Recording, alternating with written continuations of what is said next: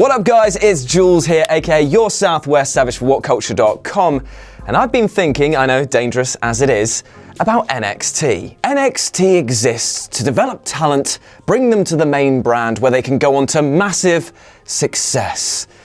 That's the tagline that the WWE are trying to feed us, but is that actually the truth? Well, let's have a chat.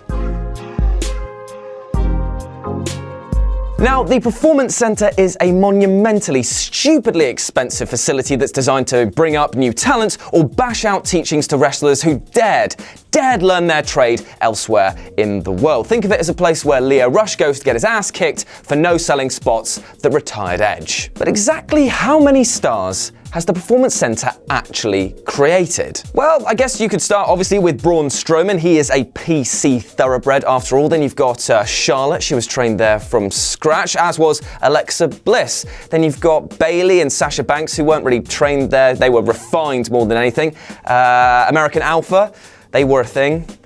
Now they're not. Authors of Pain, they're really good, yet that's it, really. Those are the few wrestlers of the hundreds who go through the Performance Center that they can claim are 100% their own effort that have made it on the main stage in some form. And when you look at those numbers, that's effectively the same as a far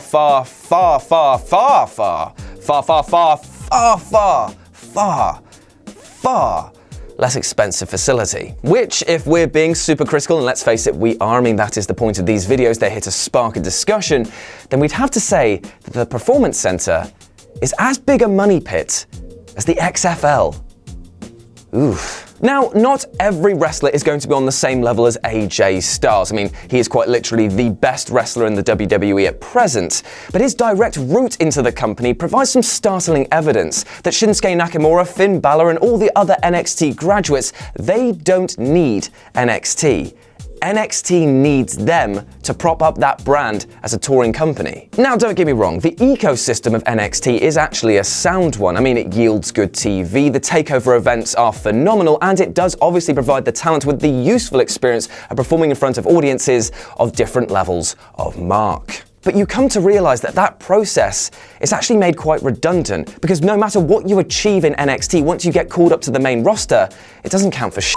The main roster call-ups at this point are a well-documented failure, and we're worried that it's going to happen again on a much larger scale now that we've got 5 new women NXT call-ups. We got 5 women called up, and out of that we only got 3 wrestling gimmicks: a cheerleader, an MMA fighter, and a goth.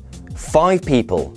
How are you making 5 people feel that anonymous? Let's face it, they arrived with all the gusto of a light breeze, and don't get me wrong, the crowd popped huge for Paige, but it was significantly dulled when we learned that she was going to be part of a stable with the unfortunate acronym of PMS. The women's division as it stands is crowded on both brands, so let's add more to the mix. That'll solve the problem, right?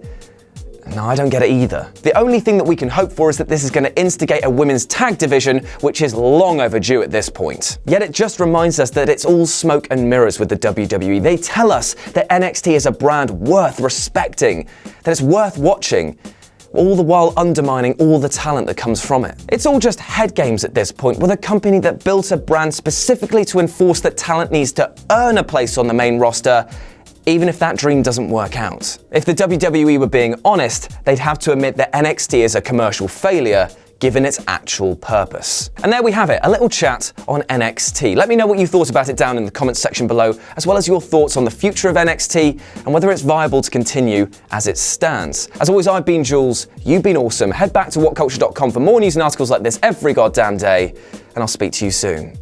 You're welcome.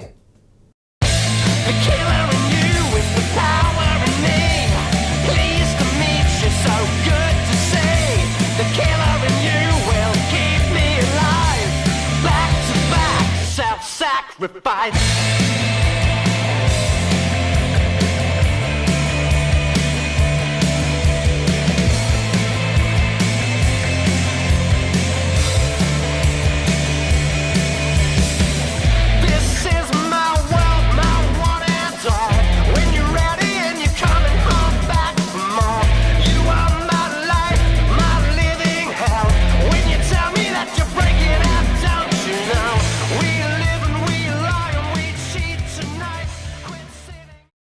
Hey guys, thanks for making it to the end of the video. Aren't you a star?